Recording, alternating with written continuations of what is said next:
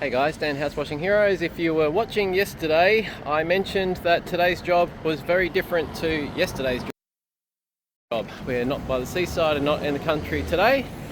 We are in... So this is a very busy little shopping centre area, and we've done this client, and there's a bakery over there that opens at 5 a.m. We had to clean it before that bakery opened because it's very, very popular, and lots of people have been telling us that it is probably one of the better bakeries in Brisbane. So we've done all of these top verandas. It is looks deceptively small. When you actually get up there, it's quite a lot of surface area, and around the back there's 5 patio areas which all needed to be done as well. So lots of fence jumping because of course we don't have gates when we do things like this, and but it's all come up pretty nice. So everyone's been pretty friendly.